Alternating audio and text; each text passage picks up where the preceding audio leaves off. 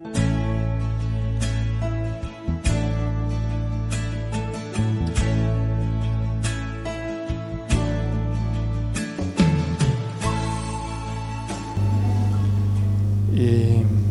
queremos agradecer al Señor por permitirnos estar una vez más aquí en su casa. Decimos siempre su casa, pero todos sabemos que la casa de Dios somos nosotros, que Dios habita en nosotros, pero este es un lugar especial donde nos congregamos y juntos alabamos el nombre del Señor y preparamos también nuestro corazón para escuchar su palabra juntos, en armonía. Así que congregarse es de Dios. ¿Sabía usted? Dice la Biblia, no dejando de congregarse, como algunos tienen. La congregación a nosotros nos nutre del afecto fraternal, de la comunión con los santos y también la edificación mutua del cuerpo. Es importante esto. Y por eso la necesidad de congregarse. Bien, hoy vamos a leer nuestras Biblias en el libro de los Hebreos, capítulo número 2. Hebreos está allí al final, muy cerquita de Apocalipsis. Capítulo 2, versículo 1 al 4. El mensaje de Vamos a leer. Llama la salvación que no debemos descuidar. ¿Está bien? Bueno, dice así la palabra del Señor. Por tanto, es necesario que con más diligencia atendamos a las cosas que hemos oído, no sea que nos deslicemos. Porque si la palabra dicha por medio de los ángeles fue firme, y toda transgresión y desobediencia recibió justa retribución, ¿cómo escaparemos nosotros si descuidamos una salvación tan grande, la cual, habiendo sido anunciada primeramente por el Señor, nos fue confirmada por los que oyeron, testificando Dios juntamente con ellos, con señales y prodigios y diversos milagros, y repartimiento del Espíritu Santo según su voluntad.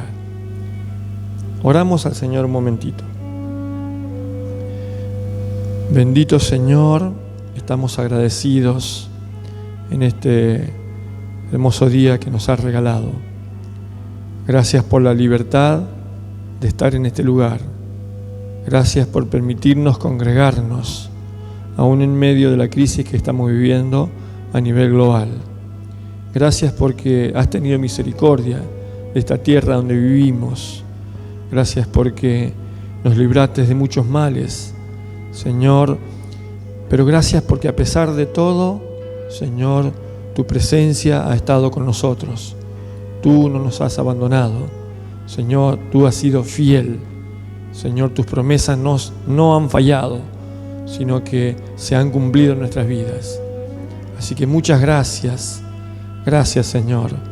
Cuánto rogamos que en estos tiempos difíciles, tiempos de mucha oscuridad, tinieblas, donde la oscuridad pretende avanzar, Señor, de una manera sorprendente, Señor, tú nos permitas a nosotros, tu iglesia, Señor, estar a la altura de la circunstancia y ser luz en medio de la oscuridad, luminares en medio de una generación perversa, como dice tu palabra, porque para esto fuimos llamados, para ser sal y luz de la tierra. Así que, Señor, ayúdanos, aunque sea con la pequeña luz que tenemos, a romper las tinieblas en el nombre de Jesús, Señor, para que el reino de Dios avance, para que no retroceda, sino, Señor, con la gracia y el poder de tu Espíritu podamos vencer con el bien y el mal en el nombre de Jesús. Señor, rogamos en este momento por nuestra nación, Dios mío, donde se pretenden promulgar leyes que atentan contra la vida misma, frontalmente contra los principios y valores de tu palabra, Señor. Así que rogamos por nuestros diputados, por nuestros senadores, por los ministros, por el presidente, por todos aquellos, Señor, que están involucrados en las decisiones de nuestro país. Señor, traiga convicción de pecado a sus vidas, sus corazones. Amonéstales, Señor. Trae profunda convicción para que, Señor, no haya paz en sus corazones cuando decidan, Señor, en contra de tu voluntad. Te lo ruego en el nombre de Jesús. Dios mío, proclamamos tu victoria. Gracias por la victoria de ayer, Señor, por la manifestación de aquellos que aman la vida, Señor, y reconocemos que es tu obra en medio de tu pueblo, Señor. Muchas gracias. Señor, dejamos nuestras vidas en tus manos en esta hora y quisiéramos disponer nuestro corazón para oír tu palabra. Somos de aquellos que entienden que no solo de pan el hombre vive, sino que también debemos alimentar, Señor, nuestro ser interior con tu palabra. Esta palabra que no es palabra de hombre, sino que es palabra de Dios, Señor, y que es poderosa, que no ha cambiado, que es la misma, Señor, y que aunque pase el cielo y la tierra, tu palabra nos pasarán. Señor, te damos gracias por esta tu palabra, porque es una luz en nuestro camino. Señor, es una lumbrera donde nosotros podemos ver claramente por dónde conducirnos, sin lugar a dudas ni cometer errores. Así que gracias por permitirnos transitar con seguridad en esta vida, asidos, aferrados, tomados a tu palabra. Así que gracias, mi Dios. Venga tu reino en nuestras vidas. Señor, tu reino sea establecido en cada uno de nuestros corazones. Señor, y líbranos, Señor, de nuestro adversario que intentará arrebatar esta palabra para que nada suceda en nosotros. Pero lo resistimos en el nombre de Jesús. Lo echamos fuera de este lugar, fuera de las mentes, fuera de los corazones, en el nombre de Jesús. Y te pedimos que haya libertad, porque donde está el Espíritu de Dios hay libertad. Así que gracias, Señor, en el nombre de Jesús. Amén. Pueden sentarse, hermanos. Bien. Hay algo muy difícil para nosotros, los seres humanos, es una cuestión casi natural de la manera en que procedemos, es tener valor por aquellas cosas que no nos han costado. Por lo general las cosas que no cuestan no se aprecian, pero las que nos cuestan mucho esfuerzo, sacrificio y trabajo, nuestra reacción natural es atesorarlas, guardarlas con mucho cuidado y mucho celo y protegerlas, ¿no? Así sucede con todo. No es lo mismo,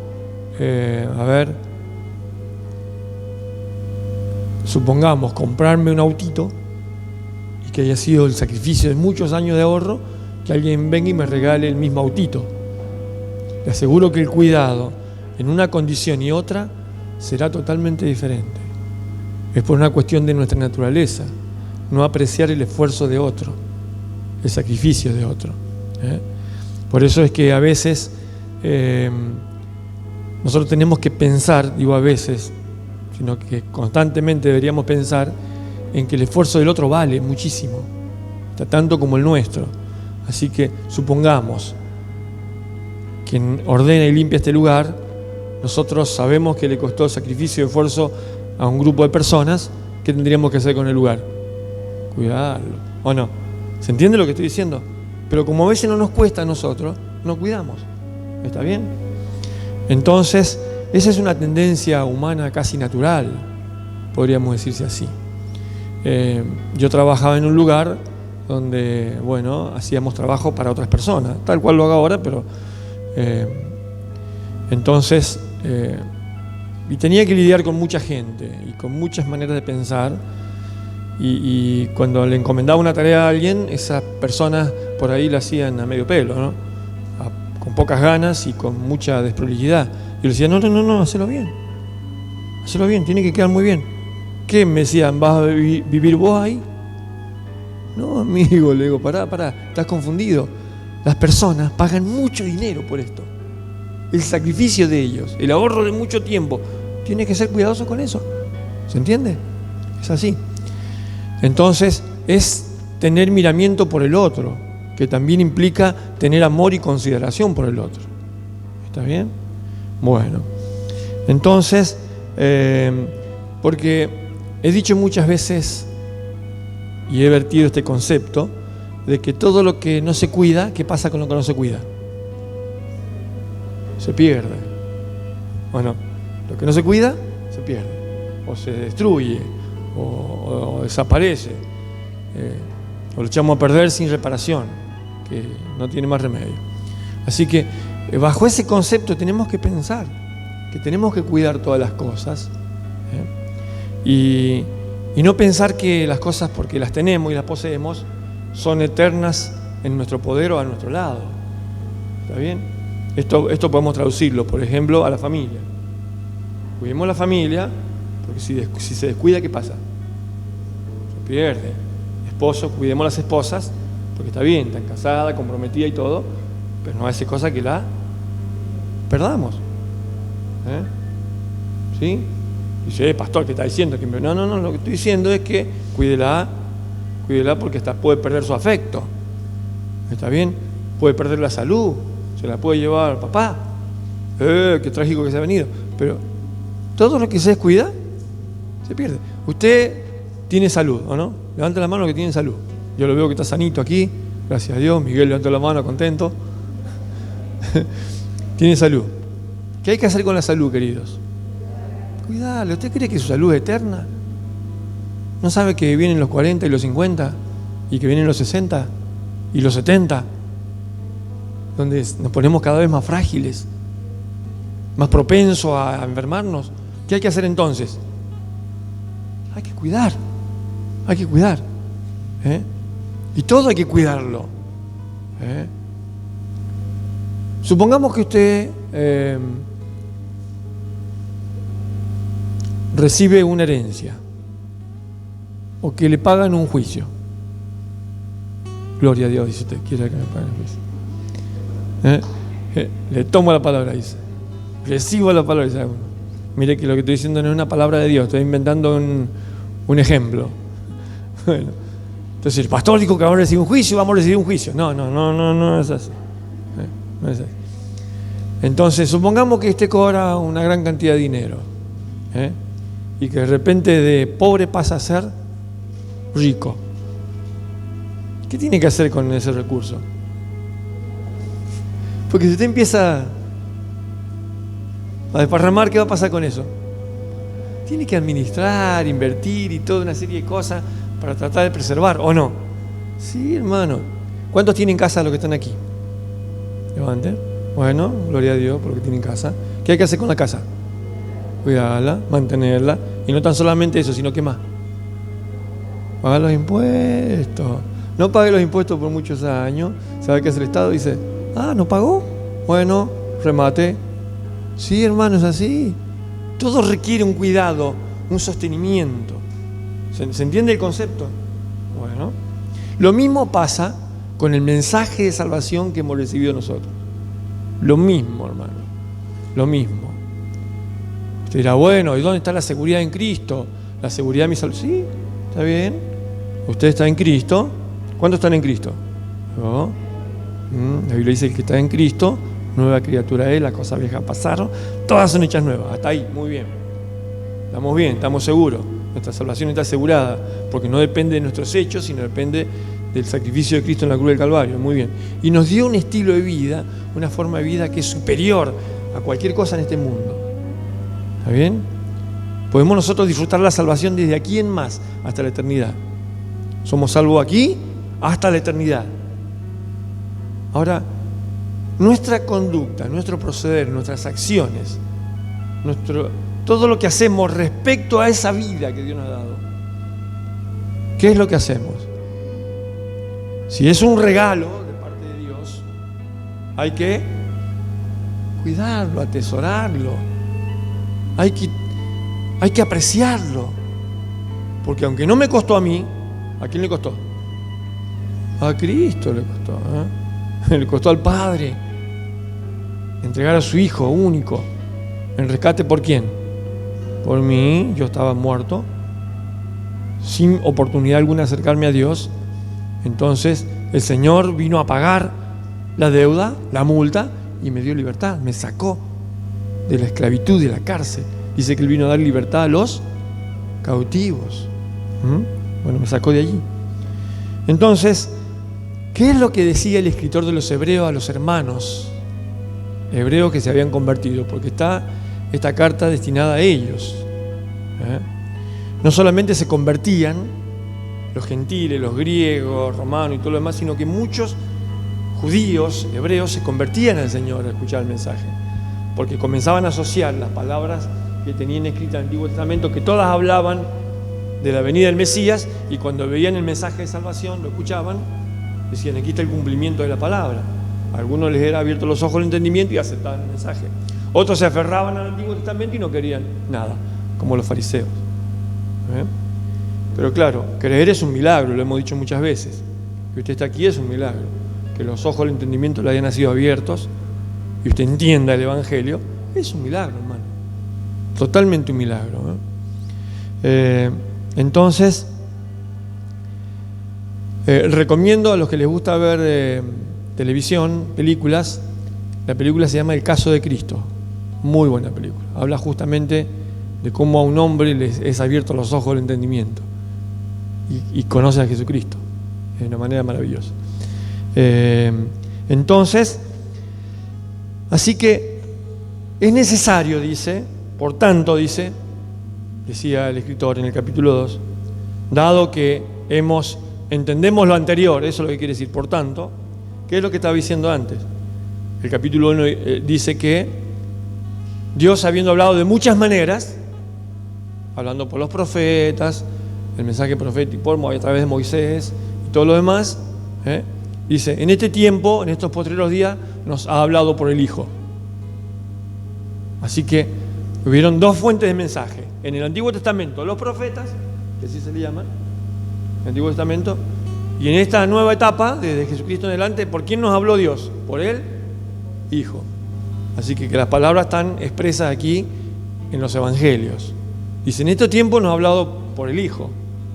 Entonces, y comienza el Evangelio, la carta a los Hebreos, a poner en una posición altamente superior a Jesucristo para no dejar lugar a dudas que es un mensaje de Dios directamente. ¿Está bien? Entonces dice que fue hecho mayor que los ángeles y que a ningún ángel Dios le dijo, siéntate a mi diestra. Por lo tanto, es la palabra misma de Dios, la del Hijo de Dios, que nos fue revelada a nosotros, para que no haya lugar a dudas. Porque algunos dicen, no, Jesucristo era un ángel, era un profeta. No. Dice aquí que era el Hijo del Dios viviente. ¿Está bien? ¿Se entiende? Entonces dice, teniendo en cuenta esto, que la palabra ya no vino por los profetas, sino que viene directamente de Dios mismo, de su Hijo, dice, debemos tener en cuenta esto. Eso es lo que decía el profeta, acá el escritor. Decía, ¿qué tenemos que tener en cuenta? Dice, que tenemos una necesidad, dice, porque es necesario que con más diligencia atendamos. Dice, ¿qué cosa? Las cosas que hemos oído, no sea que nos deslicemos. Así que dice que hay una necesidad, la necesidad de ponerle diligencia a la cosa.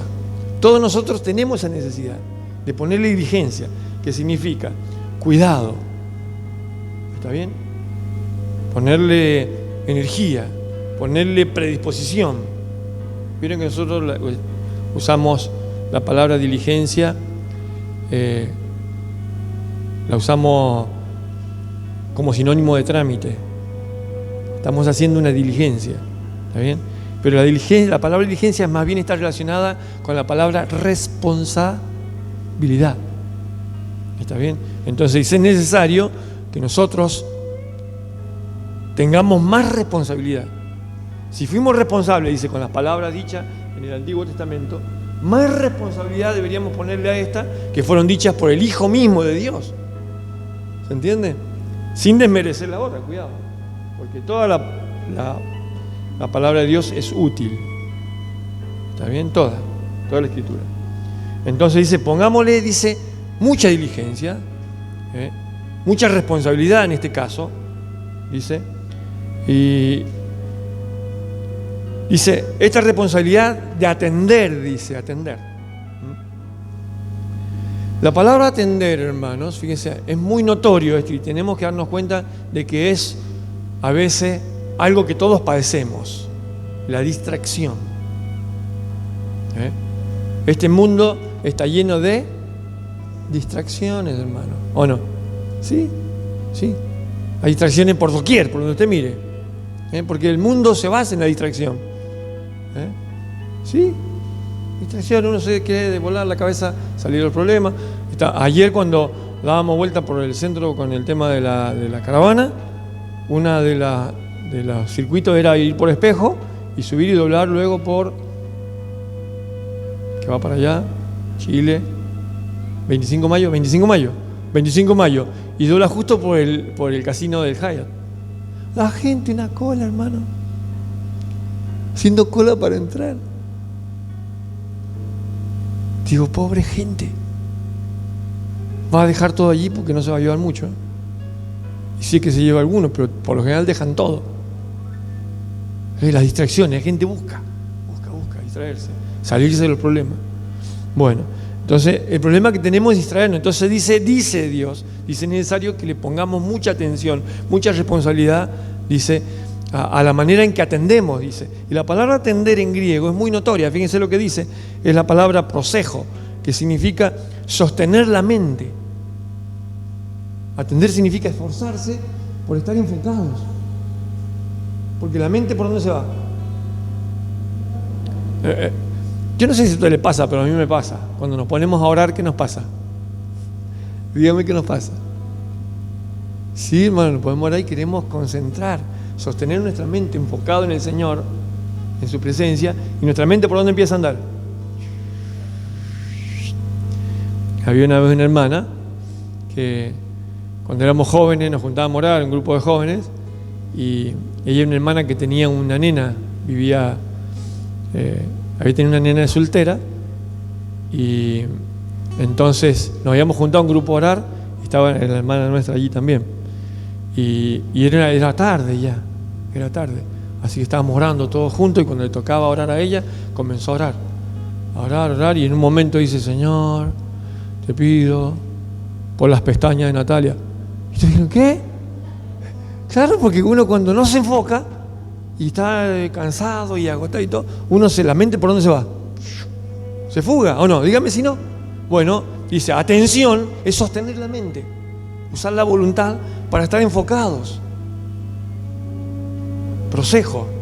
Dice Dios, es necesario que, hermanos, sostengamos la mente enfocada en el Señor. Porque hay muchas distracciones en este mundo que nos van a hacer deslizar, salirnos del camino. Y así que, y la palabra diligencia significa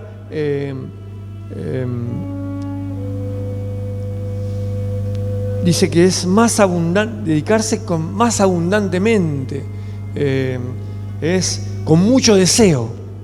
Eso significa en el original. Dice, es necesario que con mucho más deseo, dice, sostengan su mente enfocado en el Señor. Eso es lo que está diciendo. Estoy parafraseando, ¿no? Eso es lo que dice. Dice, ¿por qué? Porque claro, ¿en qué cosa? A ver, preguntémonos, debemos tener enfocada nuestra mente. Bueno, en las cosas que hemos oído. Nosotros venimos aquí ¿a qué? A oír la palabra. Venimos aquí. Primeramente venimos a adorar a Dios, entiéndalo. No venimos primeramente a escuchar la palabra, venimos a adorar al Señor. ¿Está bien? Bueno, y en medio de todo eso, leemos la palabra, compartimos el mensaje como una señal de adoración también, escucharle al Señor hablar. ¿Está bien? Bueno, y dejar que su palabra nos ministre. Así que lo que hemos oído, ¿qué hemos oído? El mensaje de los profetas en el Antiguo Testamento, y ahora el mensaje dado por el Hijo, los Evangelios. En este momento, hermanos, que se está escribiendo la Escritura aquí, recuerden que no había Nuevo Testamento. Recuérdenlo. Entonces era muy importante el mensaje de los profetas, el Antiguo Testamento. No había Nuevo Testamento escrito todavía, por lo tanto las palabras del Hijo, ¿cómo se transmitían? Sí, de manera verbal, hermano. La transmitían aquellos que habían estado, que no solamente habían visto, sino que habían oído al Señor de primera mano. Por eso es que lo aclara un poquito más atrás, luego el texto. Entonces, dice, tenemos que oír este mensaje dado por los profetas y ya en estos postreros días por el Hijo. Y tenemos que poner mucha atención en ello.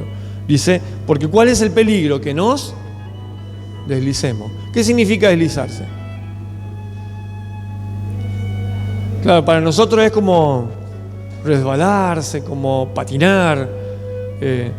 Si lo entendemos en nuestro contexto de vida, diríamos como salirse de la banquina y salirse de la ruta y parecer que andar en el camino, pero andar por el costado. algo así, esa es la idea. Pero el término se usaba entre los marineros, el término griego de deslizarse. Es una palabra griega que no la escribí porque es medio difícil de pronunciar, pero significa terminar siendo llevado por la corriente y sin remos. Fíjense, horrible. O sea, es perder el control, no tener control del timón, porque conocen cómo funcionan los barquitos con un timón. Dice, es como perder el timón, dice, y ser arrastrado por la corriente marina. Y para colmo no tener remos. O sea que es muy difícil volver.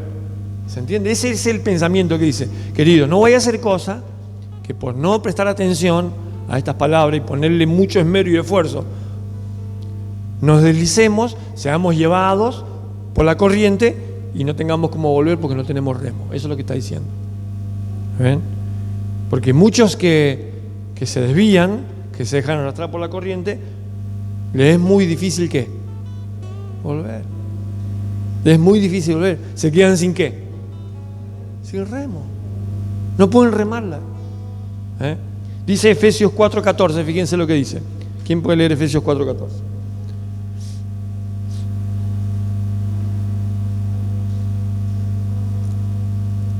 A ver, ¿lo tienen? Efesios 4:14. ¿Hay alguno que lo escriba? ¿Tampoco? Dele.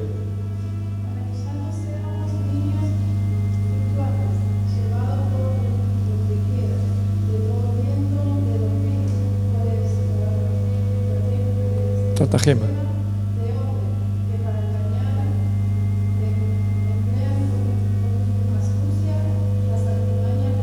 Muy bien. Dice, ¿por qué hay que tener en cuenta esto? Dice, para que ya no seamos como niños, fluctuantes. ¿Qué significa fluctuar? Subir, bajar, subir, bajar. ¿Está bien? Hay mucha gente que es fluctuante. Nunca logran estabilidad. Suben o bajan, suben, bajan, suben. Un día están con toda la furia, quieren hacer todo, y otro día se pinchan y aparecen más. Entonces, hay que tener cuidado, hermanos. Dice, hay que tener mucho cuidado. ¿Por qué? Porque dice, uno se desliza y se puede ser llevado por las corrientes y después no tener remos para volver. Por eso hay que cuidar esta salvación, este mensaje que el Señor nos ha dado, hay que cuidarlo. ¿Y cómo se cuida? Poniendo mucha atención, responsabilidad, diligencia. Entonces, ¿por qué es esto importante, hermano? Porque dice luego, porque si la palabra dicha por medio de los ángeles, aquí está hablando del mensaje dado en el Antiguo Testamento, dice, fue firme y toda transgresión y desobediencia recibió justa retribución. Antes, hermanos, el Antiguo Testamento decía que el que transgredía la ley, que era digno de ¿qué? Muerte. De muerte. Decía la ley, hermano, fíjense hasta dónde era la ley. La ley decía que si un hijo deshonraba a los padres, tenía que ser apartado del campamento y morir como apedreado. Apedreado, hermano, ¿escuchó eso? Fíjense cómo era la ley. La ley era terrible. Entonces dice, si la ley era así, dice que fue, podría decirse, la sombra, el anuncio de lo que iba a venir. Y ahora que vino el Señor y la palabra nos fue dada ya no por los profetas, sino por Jesucristo mismo, dice, ¿cómo escaparemos, hermano? Si descuidamos una salvación tan grande, ¿cómo escaparemos? ¿Se entiende? Entonces hay que ponerle mucho cuidado. Mucho cuidado.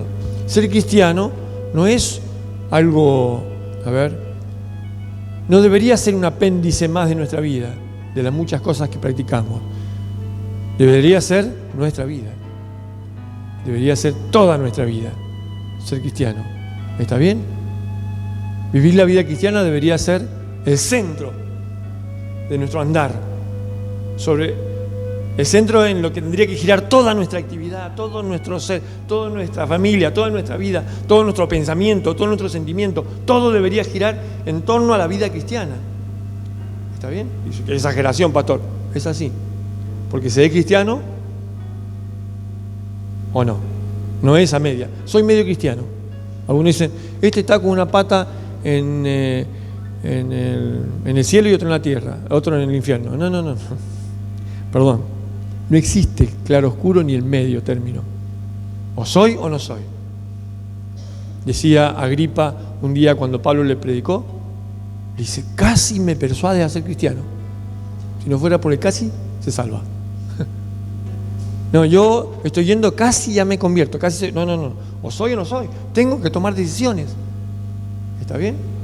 Porque en el día final, hermanos, en el día final, allí entrarán los que casi no. Señor, casi me convierto un día, así que déjame pasar. Mirá que fui varias veces. Yo casi me arrepiento. ¿No? ¿Cómo casi?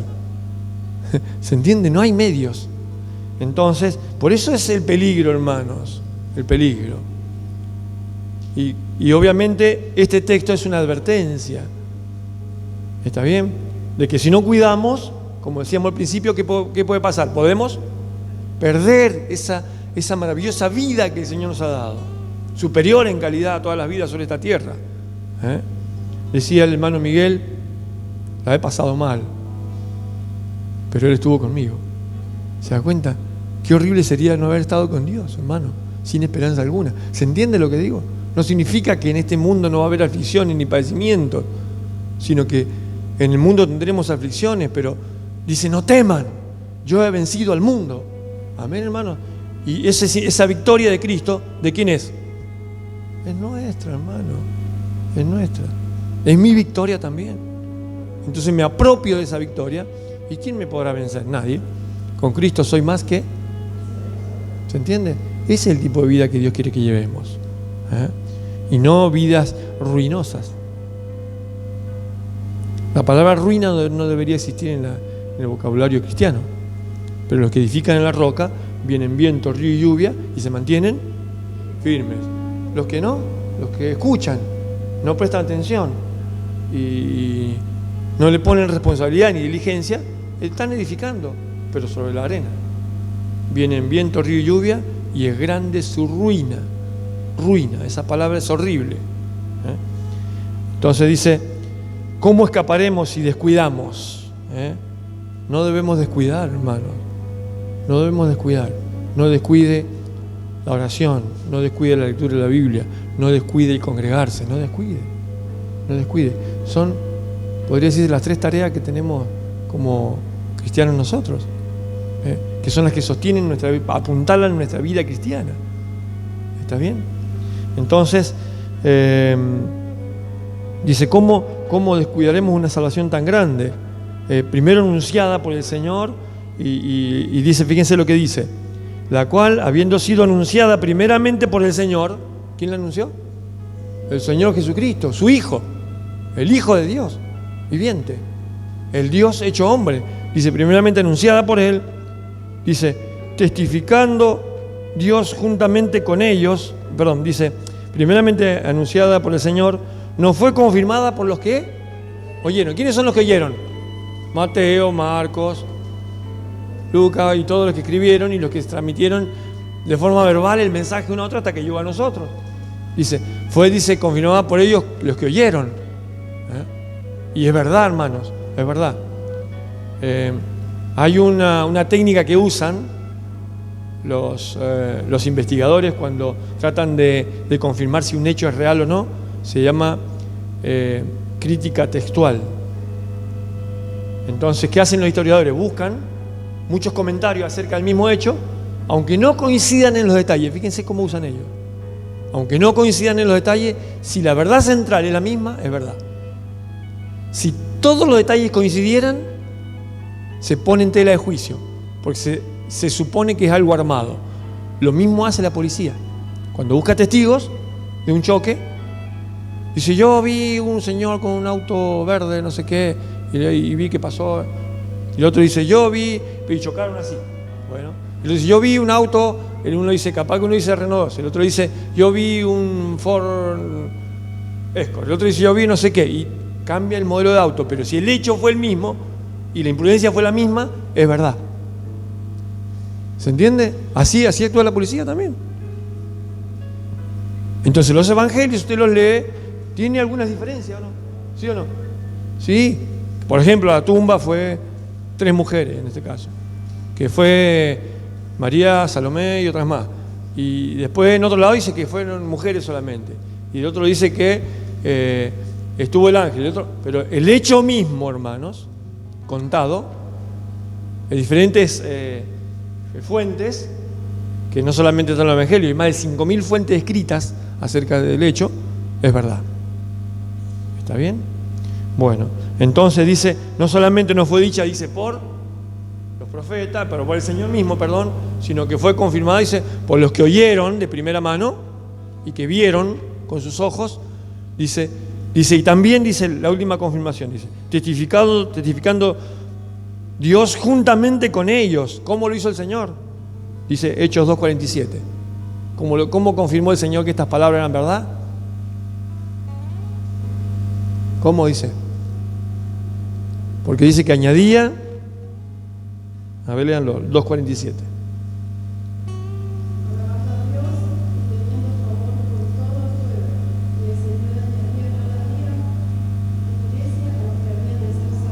Muy bien. Estaban todos los hermanos juntos, alabando a Dios. Dice, estaban creciendo y dice, el Señor añadía a los que iban a ser salvos. El poder de Dios estaba allí. ¿Se entiende, hermano? Entonces, es muy importante tener en cuenta esto. Nos ha sido regalado a nosotros un don que no tiene precio, divino, que es la salvación. Este mensaje poderoso que se llama Evangelio de Jesucristo, que tiene el poder de transformar y de cambiar la condición de cualquier ser humano y pasarlo de muerte a vida, y vida eterna, vida abundante. ¿Está bien? Bueno, tenemos que cuidarlo en nuestra propia vida, para que a través de nuestra vida sea manifestado al mundo. ¿Está bien? Con mucha diligencia y con mucha responsabilidad. Ser cristiano es una cuestión de responsabilidad extrema, porque como usted se porte, es como el nombre de Cristo se verá. Dice la Biblia que algunos, dice, se portan tan mal que son una vergüenza para el Evangelio.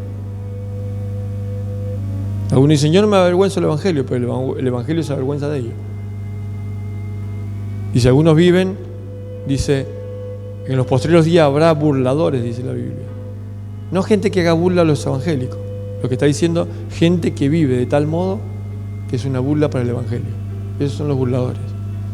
Así que si usted dice que cree en el Evangelio y cree en Jesucristo el Señor, pues viva de tal manera. Termino con una anécdota. En la antigüedad siempre ha habido guerras de un imperio tratando de someter a otro.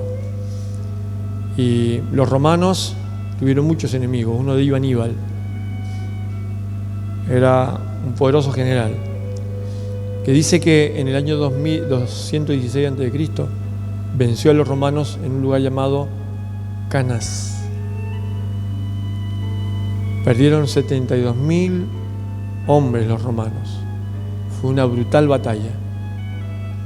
Como se venía el invierno, Aníbal entró a una ciudad muy conocida de Roma, en la península de Italia, y allí se quedó. Los romanos lo recibieron muy bien, le albergaron y le dieron de todo, y comenzaron a relajarse porque era invierno. Se relajaron en toda la opulencia que había, en todas las distracciones que había, bebida, alcohol, de todo había. Perdieron su disciplina, perdieron su valor, perdieron su propósito. Los romanos se volvieron a armar durante el invierno y en una batalla nuevamente perdieron la vida ellos. Todos los que habían tenido una gran victoria.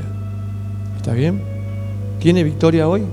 Cuídela, guárdela, viva para el Señor con mucha responsabilidad.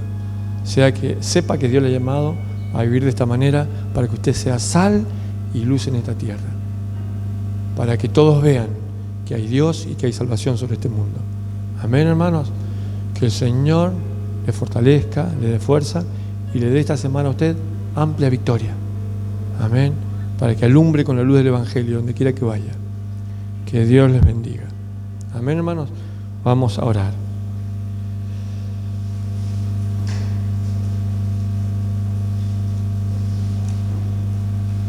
Señor, muchas gracias por esta tu palabra. Gracias por esta advertencia que nos das con amor, porque cuando tú nos hablas, tú tienes para nosotros pensamientos de bien y no de mal, porque tus caminos son caminos que nos llevan a la victoria y no a la derrota. Señor, porque tus palabras son vida. Señor, son espíritu y son vida.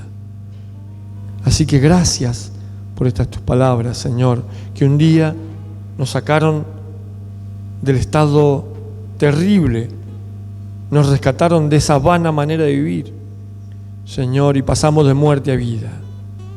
Y de ahí en más, solo hemos disfrutado de ese regalo maravilloso que nos diste, que se llama salvación.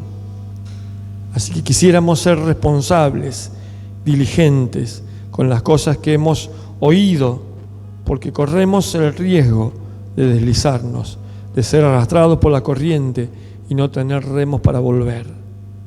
Ayúdanos, Señor, para sostener nuestra mente, para atender con toda diligencia, Señor, tu mensaje, grabarlo en nuestro corazón y, dado el momento en nuestra vida, ponerlo por obra. Señor, entendemos que esto no sería posible si no tuviésemos la ayuda de tu Espíritu Santo. El Señor dijo: me voy, pero no les dejaré solo, les enviaré a mi Espíritu Santo. Sepa que no está solo, que el Espíritu Santo de Dios está con usted y que le va a guiar a toda verdad y justicia, y que no solamente eso, sino que le va a dar el poder para vencer en el nombre de nuestro Señor Jesucristo. Así que llénanos de tu poder, de tu gracia, de tu unción, de tu autoridad, Señor, y danos esta gracia bendita de poder vivir el Evangelio, Señor, como tú los has trazado aquí en tu palabra. Señor, líbranos de ser arrastrados por toda corriente, de ser niños fluctuantes que suben y bajan, sino ayúdanos a permanecer, Señor, para la gloria y la honra de tu nombre. Señor, entendemos que somos responsables de un mensaje poderoso, que tendremos la oportunidad de compartir con aquellos que amamos, Señor, que significa que debemos compartirlo con nuestro prójimo, con nuestro compañero de trabajo, con nuestros parientes, con nuestros vecinos, por donde quiera que vamos. Tu palabra, Señor, fluya de nuestros labios con poder y con gracia, Señor, para que haya salvación en el nombre de nuestro Señor Jesucristo a este mundo que está perdido sin saber, Señor, que solo en ti hay salvación y esperanza. Así que gracias, Señor, muchas gracias. Úsanos para la gloria y la honra de tu nombre. En el nombre de nuestro Señor Jesucristo. Amén.